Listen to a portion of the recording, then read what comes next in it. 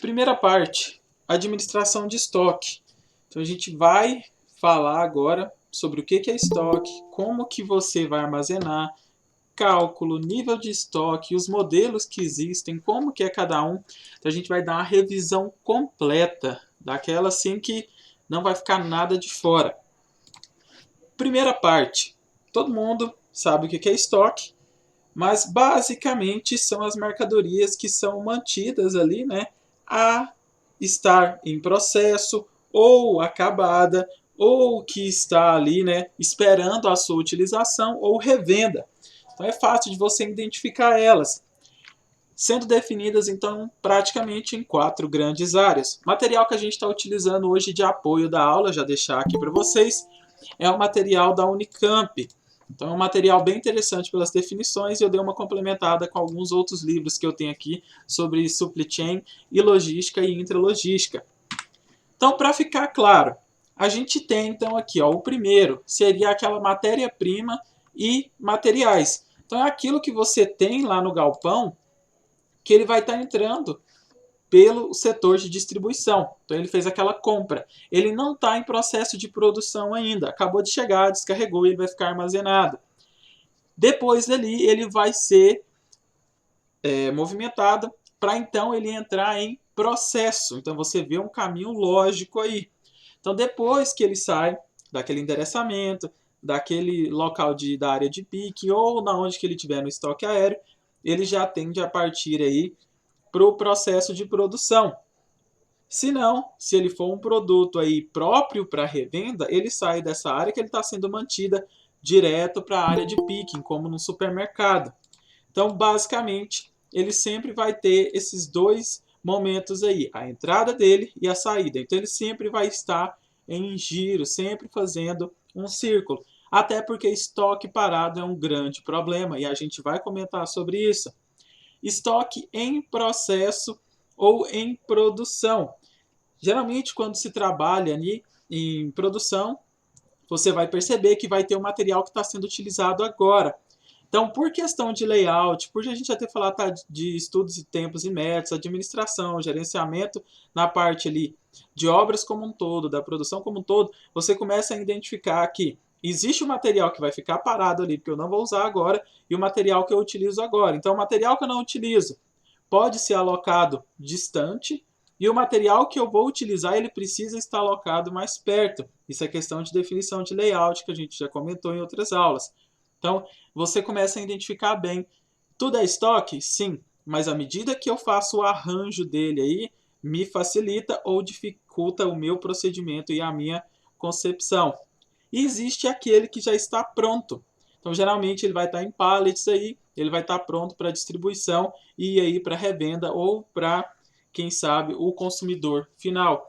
Então, a gente tem essa aglomeração toda definida em toda a amplitude de um estoque e o seu caminho a ser percorrido. Claro que ainda existem outros modelos pormenores e coisas que acontecem também, como perda, desvio, transferência, mas a gente comenta isso em casos à parte quando a gente for entrar em conferência e auditoria. Dando sequência, por que existe estoque? Se ter estoque demais é um problema, por que a gente tem que ter ele então? Porque eles vão funcionar de uma maneira a me garantir que eu consiga produzir. É praticamente impossível, tá? Quase impossível, você não trabalhar com estoque. Por quê? Se você não tem estoque, pelo menos aquele que você já sabe que vai ser utilizado, o que vai acontecer? Alguém vai chegar para comprar, se não tiver, essa pessoa vai embora. Raramente essa pessoa vai esperar, né? Vai ter esse lead time aí de espera. Quando você chega no supermercado para fazer compra, você não vai esperar o cara ligar lá na Arroz Cristal, lá no que fabrica a bolacha Passatempo, na Nestlé, na que seja a empresa aí, falar, olha, amanhã chega a mercadoria, tá? Aí você fica aí esperando que amanhã você pode vir comprar seu Danone. Não, ele não vai. Então o que geralmente você faz? Você mantém um estoque e ele vai ser agregado ao seu processo. Então você tem que manter ele ali. Se são congelados, eu vou ter que ter um setor de resfriamento. Se são perecíveis, por exemplo, carne, essas coisas, eu vou ter que ter uma parte ali montada, um açougue especial para manter ele, se é hortifruti, legumes e assim por diante. Isso varia dependendo do que você está trabalhando, e é claro que isso é meio que obrigatório para todos. Você precisa ter um local adequado para concentrar esse estoque. Então, se fosse possível eu ter esse momento, né, de perfeição, demanda com o produto que eu tenho, não precisaria de estoque. Mas como em 99% dos modelos aí que a gente tem, não é possível. Então você vai precisar ter estoque e ele vai ter que ser muito bem controlado. Dentro disso, por que o estoque então é gerado? Se você já percebeu que a gente tem um certo delay, então eu preciso perceber que isso afeta também o estoque. Então só ter ele já vai me prejudicar. Eu preciso saber qual é o estoque que eu tenho. Eu vou comprar 100, eu vou comprar 500, eu vou comprar 1000. Se eu compro 100, eu tenho que repor todo dia, toda semana? Como que vai ser? Por quê? Existem 3 pontos cruciais. Prazo longo de entrega dos fornecedores. Isso vai depender de quê? Distância. Às vezes o meu fornecedor principal ele é de São Paulo. E aí ele só vai me entregar aqui em Goiás daqui 2 semanas, daqui 1 mês. Porque eu compro em pequena quantidade, porque eu freto um caminhão. Então tudo isso aí vai ter uma variação enorme dentro de cada grande área que a gente está definindo aqui.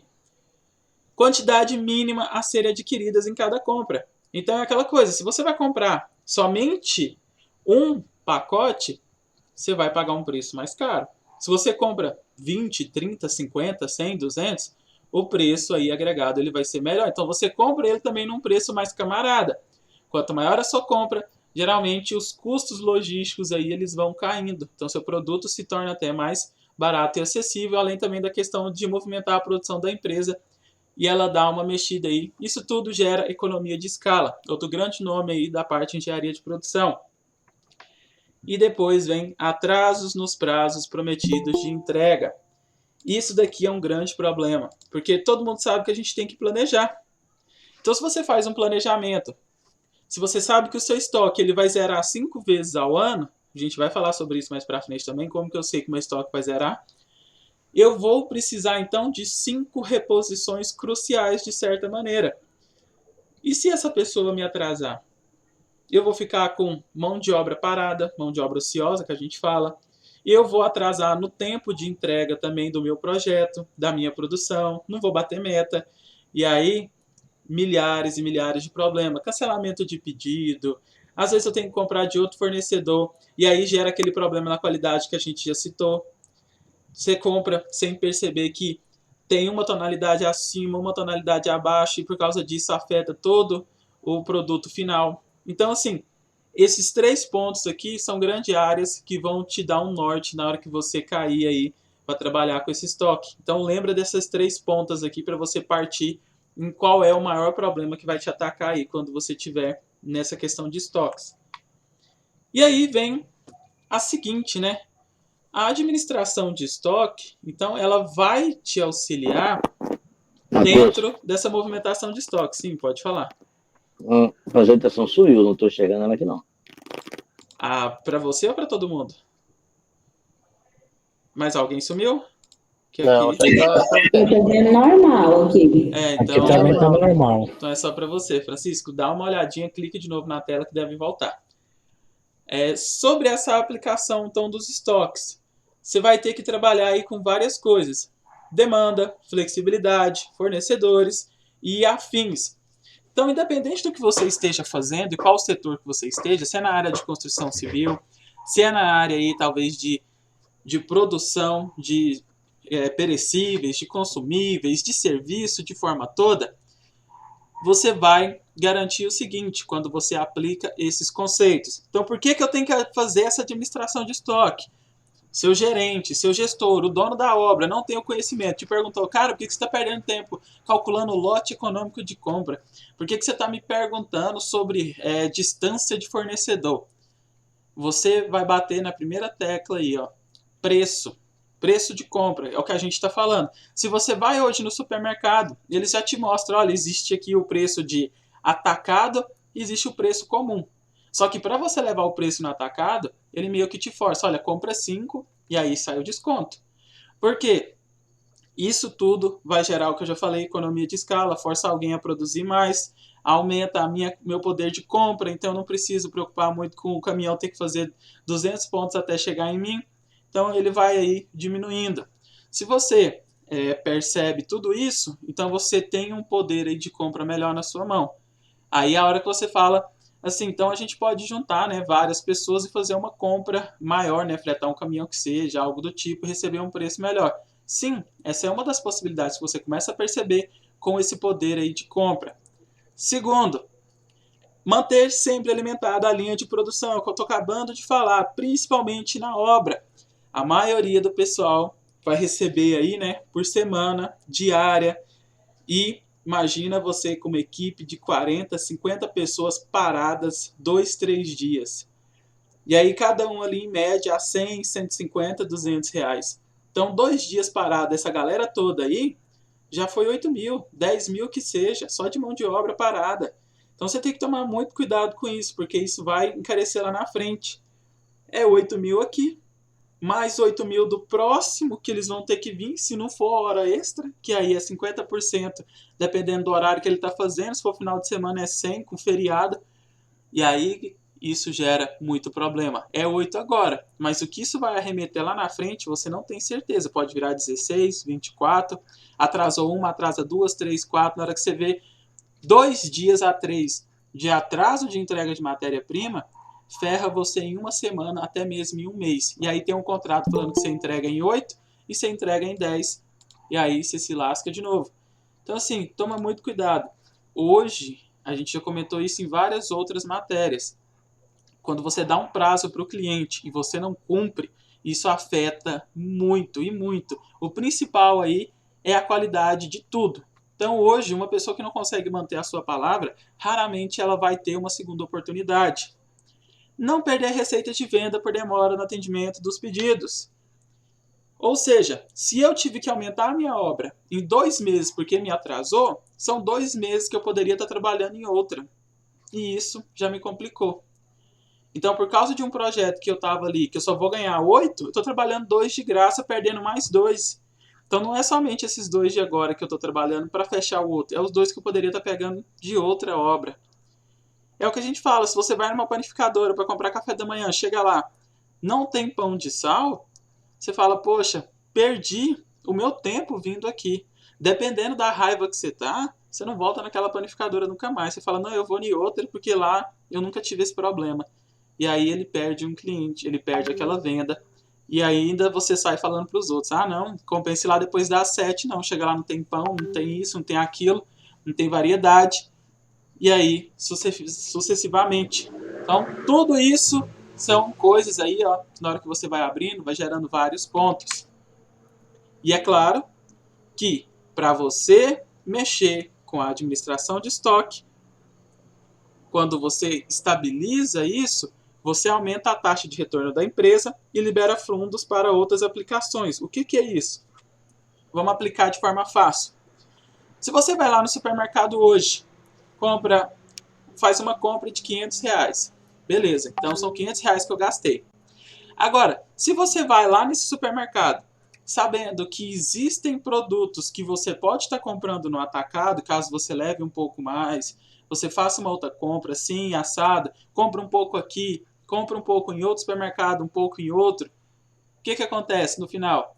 Você consegue aí ter um retorno melhor. Então libera fundo para outra aplicação. Uma compra que se eu faço no local só vira 500 reais, se eu faço essa discriminação aí, talvez vire 400 ou 350. Ou justamente o contrário, por eu comprar um grande volume dessa quantidade de produto em um local só, isso aí vale mais para material de construção. Você tem um desconto em cima disso daí. Já está comprando várias coisas, eu consigo um desconto maior com o meu vendedor. E aí o que era 500 virou ali 450, 430, 420. E sobra 80 reais para trabalhar com outras coisas. Então, essa manipulação ela é muito importante na hora de você trabalhar com isso. Além de que, se você consegue ter essa exatidão na entrega, qual que é a primeira coisa que você não vai ter? Ociosidade. Não tendo ociosidade, a chance de você atender às metas, ao padrão estipulado, às datas, ela se torne aí o mais próximo do real. Então, fiz a obra para 8 meses, ela vai acabar em 8 meses, olha que legal. No outro dia eu posso iniciar a obra em outro lugar. Então isso me disponibiliza para me estar no mercado de trabalho também mais rápido, tá aceitando novos pedidos, porque você só pode começar o outro depois que você finalizar esse, a não ser que você seja somente uma pessoa que faz a ligação entre um e o outro. Mas o tempo que você está dedicado a um, você não pode dedicar em outra coisa, né? Se torna muito complicado você fazer isso, ou até mesmo uma perca de qualidade, não faz nenhum e nem outro bem. E como que eu sei que o meu estoque está sendo rodado? Como que está funcionando isso daí? Então, o que é essa rotação de estoque? Antes de eu entrar nessas fórmulas aqui, que são bem fáceis, não preocupa com isso aqui não, isso aqui é mamão com açúcar. A rotação de estoque é você saber quando o seu estoque foi limpo. Se eu te pergunto o seguinte, você foi lá, comprou a Coca-Cola hoje, né? De 2 litros do seu Joaquim. Você foi lá e comprou uma quantidade. Aí passou um tempo, você foi lá, comprou a Coca-Cola do seu Joaquim de novo e de novo. Aí chegou uma hora que um cliente veio e reclamou e falou: poxa, não comprou mais a Coca-Cola do seu Joaquim não, sabe por quê? Na hora que ele estoca ela lá na distribuidora dele, ele não estoca ela da maneira correta, né? Não está armazenada da maneira correta. Ela vem com sérios problemas aí de cheiro, de cor, de não sei o que, a embalagem vem rasgada. Aí você fala: não, eu vou trocar e vou começar a comprar da Maria, porque a Maria ela tem um processo de armazenamento lá, ó, extremamente organizado e limpo, né? E aí você vai e começa a comprar dela. Tá, mas que hora que vai acabar do seu Joaquim e começar a da Maria? Que hora que eu sei que eu me livrei, né, desse problema que era o consumo do seu Joaquim e estou começando com a da Mariazinha? É a hora que o meu estoque vai zerar. É aquilo que você sabe, na sua casa mesmo. Você está aí trabalhando, né? Foi lá hoje, comprou 5 pacotes do arroz Seu Tião. Na hora que chegar no último pacote que você abriu, ele já vai pensar: opa, eu tenho que ir lá e comprar mais pacote de arroz. Se você não gostou da marca do Seu Tião, é a hora que você vai trocar aí pro José, pra Mariazinha, pro Cristal, pro Branco, pro Esmeralda, que seja. Então, você sabe ali, quando é pequeno, né, você olha e fala: opa, zerou, entra o próximo. Zerou esse, entra o próximo. Mas quando é que zera? Então é essa rotação que essa fórmula define. Espero que tenha ficado claro. Na maioria dos livros e contextos, você vai ver isso aqui, ó. Consumo anual sobre estoque médio. Uma tradução literal minha: total de vendas no ano, né, ou demanda geral, sobre o estoque médio que está sendo girado aí, né, ou consumido ou vendido. Como que eu aplico isso? Então eu fiz, né, me deu o trabalho aqui de criar um exercício para que a gente possa entender. Então a primeira coisa aí, eu já vou forçar a lógica de vocês, que gerenciamento e administração, você tem que lembrar da lógica. Lembra dos exercícios que a gente fez lá na aula passada? Então, agora a gente vai aplicar um pouquinho mais. Então vamos pegar a ideia aí do exercício. Em um projeto de uma construtora, temos uma construção de um determinado condomínio, onde será construído 5 etapas, na qual cada etapa terá 4 prédios, que serão iniciados no bloco A e terminará no bloco D, e assim por diante. O que eu quis dizer aqui? Vai ter etapa 1, etapa 2, etapa 3, etapa 4 e etapa 5. Na primeira etapa vão ser 4 prédios. Então eu finalizei a etapa 1, tem 4 prédios, onde cada prédio vai ter aqui, ó, 24 apartamentos. Então eu olho aqui, prédio A, 24 apartamentos. Prédio B do lado, mais 24. Prédio C atrás, mais 24. No D, mais 24. Começo a etapa 2, eu já vou começar no E. E assim por diante, até eu finalizar essas 5 etapas. Essas 5 etapas, se você for pôr aí na calculadora, vai dar apartamento demais. Por quê? Uma etapa vai dar aí, ó, 24, mais 24, mais 24, mais 24. Então, ao todo, aí seriam 96 apartamentos por etapa. Se são 5, vai chegar perto aí, né, dos 500 apartamentos. Então, seria aí a conclusão do projeto final dessa construtora, 500 apartamentos. Só para ver se vocês estão com a lógica aí rápida, entendeu? Se não entendeu, lê isso daqui de novo e tenta fazer todo esse cálculo que eu disse. Tá, tirando isso, vamos para a aula de hoje, que é a administração de estoque. Então agora começa a nossa matéria, o resto era só lógica. Sabe-se que no primeiro ano, quando foi feito o bloco A, né, os primeiros 24 apartamentos, apresentou-se o seguinte: o estoque de volume médio mensal de cimento, a gente está falando de um só produto, a gente sabe que utiliza muito mais, de um só material, era de 450 sacos. Então, em média, lá nos meses aí, estava sempre tendo 450, possuindo uma demanda anual de 3.600 sacos. Determine a rotação do giro de estoque. O que eu vou fazer com esse tanto de informação? Vamos aplicar. Então aqui eu separei, são 5 etapas. Cada etapa vai ter 4 blocos, onde cada bloco tem 24 apartamentos. Depois eu vou alterar aqui, eu coloquei apartemos. Ó. Então, primeiro ano, fez o bloco A, que é da primeira etapa. Foram 450 aí, né, de rotação mensal. E a demanda anual de 3.600. Antes aqui eu alterei para 4.900, depois eu altero no material também. Então é 3.600 de demanda anual e 450 por mês. O que isso quer dizer? Tá? Então é bem fácil. É só você pegar aqui, ó, pegar esses 3.600, que era o anual, e dividir por 450, que era aí o que tinha mensalmente lá de volume médio. Então é só isso. Dividiu, achei um valor de 8. O que esse 8 quer dizer para mim? Quer dizer que o estoque zera 8 vezes. O que eu faço com essa informação? Lembra do exemplo que eu falei da Coca-Cola que estava sendo mal armazenada e eu tive que trocar de fornecedor? Essa daqui é uma das crises. Ou seja, se eu estiver trabalhando com um cimento e esse cimento estiver dando problema, que hora que eu vou entrar com um novo fornecedor? Eu vou ter 8 oportunidades de testar esse novo fornecedor. Senão, eu perco esse fio da meada. Então, quando eu vou trocar, na hora que eu estiver perto de acabar o primeiro ciclo, né, e zerar o meu estoque de certa maneira, eu posso vir trocar de fornecedor. Então, eu poderia trabalhar aqui com 8 marcas de cimento diferentes. Ou eu teria aqui que saber que em 8 momentos desse ano, o meu estoque ele pode estar em crise. Ou seja, são 8 momentos que ele vai zerar. Que é o que eu falei, eu vou chegar lá, olhar e falar, meu Deus, eu só tenho um pacote de arroz, eu só tenho um saco de cimento.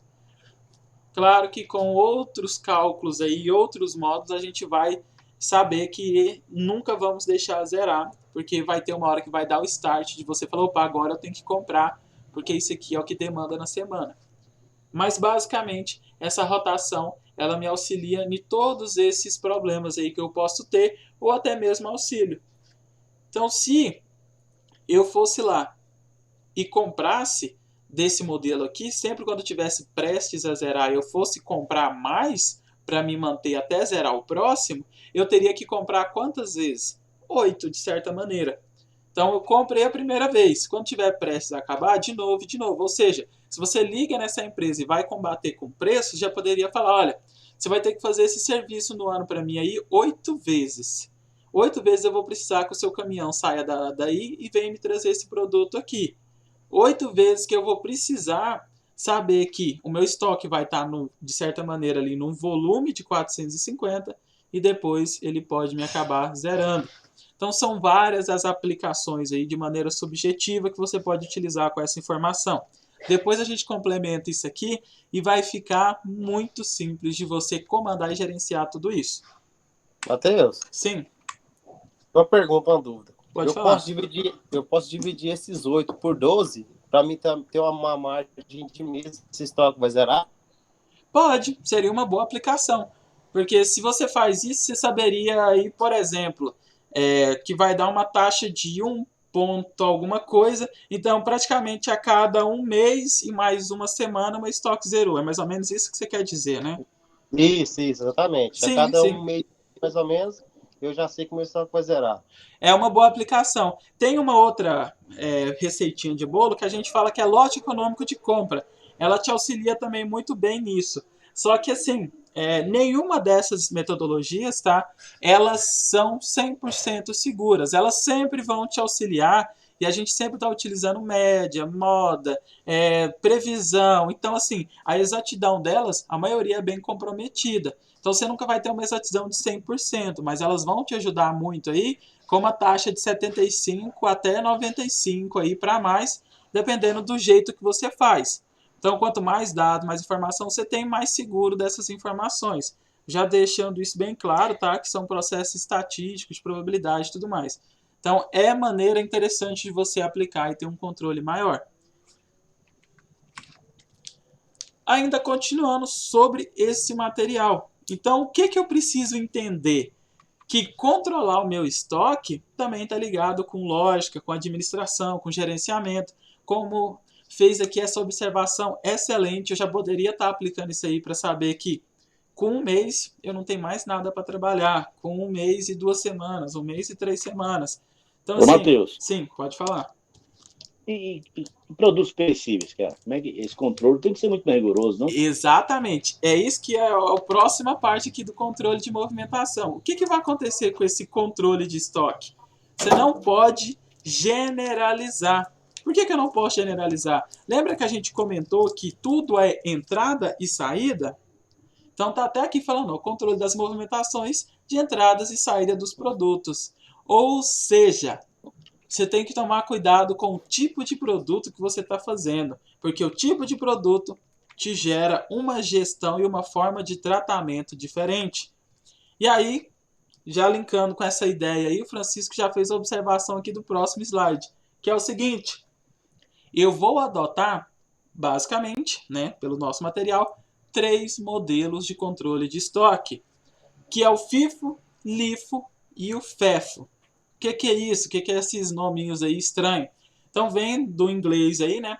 First in, first out, last in, first out, first expire, first out. O que é isso?